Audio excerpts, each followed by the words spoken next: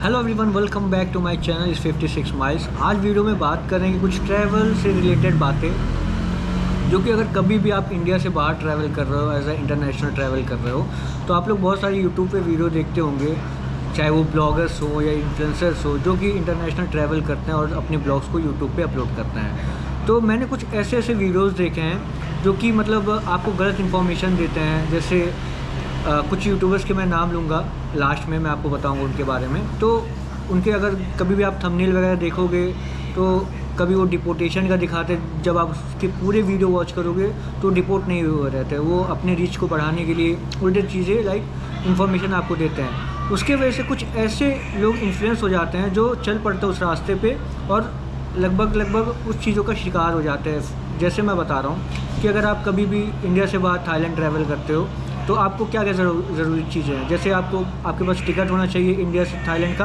और थाईलैंड से वापस इंडिया का भी आपके पास फ़्लाइट टिकट होना ज़रूरी है, ये कंपलसरी है।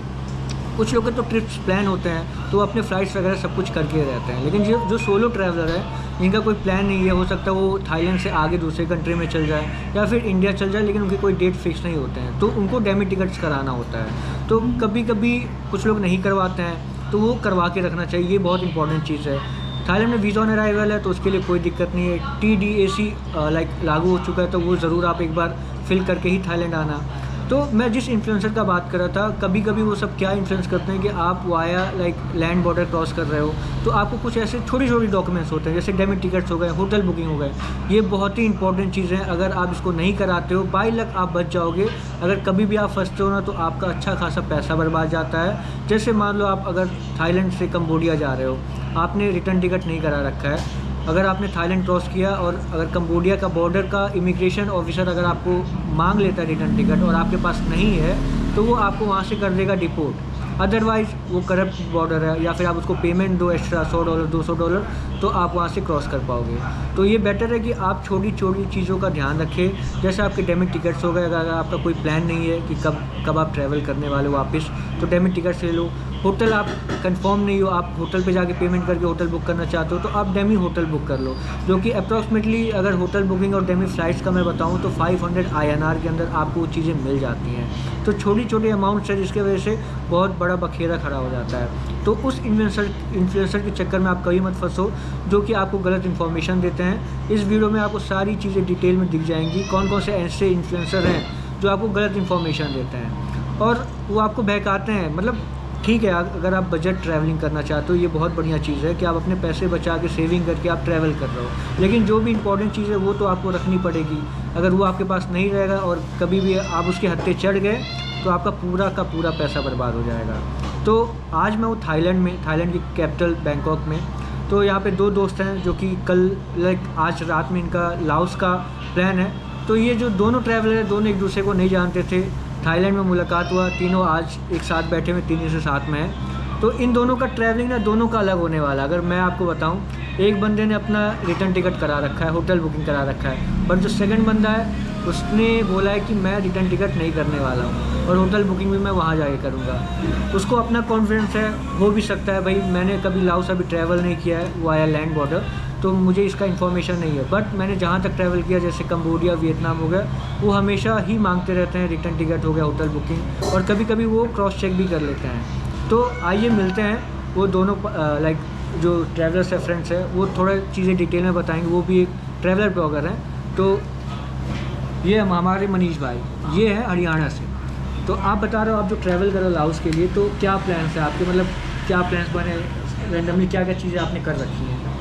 प्लान वही है, सब कुछ रेडी है, फ़्लाइट वगैरह रेडी है वापस जाने की। यहाँ से लैंड बॉर्डर क्रॉस करूँगा, वहाँ से बाय फ्लाइट वापस आने की डमी टिकट है मेरे पास, और फंड्स वगैरह है, होटल बुकिंग है, वीज़ा वीज़ा ले रखा है मैंने। तो भाई वीज़ा तो आपने क्यों लिया, मतलब? और वीज़ा वैसे थोड़ा सा ज़्यादा परेशानी करते हैं लैंड बॉर्डर वगैरह पे, कभी कहते हैं ये दिखाओ वो दिखाओ, मैं ज़्यादा परेशान नहीं होना चाहता, तो मैंने वीज़ा कर दिया। फीस सेम ही है लेकिन मैंने बहुत सारे यूट्यूब चैनल पे देखा है कि वीज़ा ऑन अराइवल बहुत इजी है लाओस का, तो क्या ये सही है कि गलत है?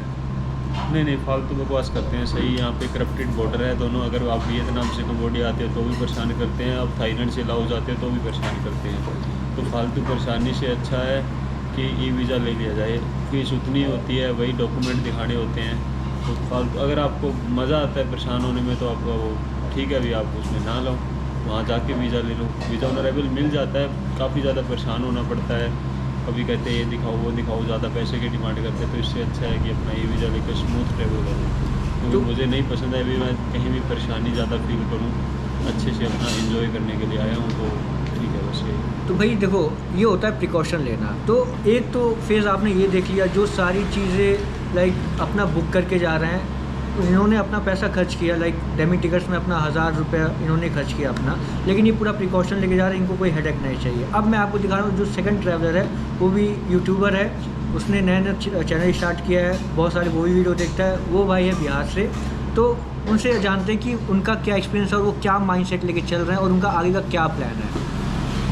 तो आदर्श भाई, अपने बारे में कुछ चीज़ें बताओ। मेरा नाम आदर्श है और मैं भी वर्ल्ड ट्रैवल कर रहा हूँ। तो चैनल का नाम क्या है आपका? मेरा चैनल का नाम है वेंडरिंग आदर्श, भाई मेंशन कर देंगे चैनल का नाम। तो भाई मैं वर्ल्ड ट्रैवल कर रहा हूँ, मेरा प्लान है, जैसे मैं अभी थाईलैंड में हूँ, थाईलैंड से मैं लाओस जाऊँगा, तो मैं वो एक्सपीरियंस करना चाहता हूँ कि लाइक बॉर्डर पे क्या परेशानी होती है, क्योंकि मैं भी बजट ट्रैवल कर रहा हूँ। जैसे भाई ने बोला कि ये पूरा अपना प्रिकॉशन लेके चलना है, क्योंकि इनको इंडिया वापस आना है, तो अपना प्रिकॉशन ले रहे हैं। लेकिन मेरा कोई प्लान्स नहीं है, अगर मेरे को लाओस में थोड़ी सी कोई प्रॉब्लम होगी तो मैं ट्राई करूँगा वियतनाम के लिए या फिर कम्बोडिया के लिए, मेरे पास ऑप्शंस हैं।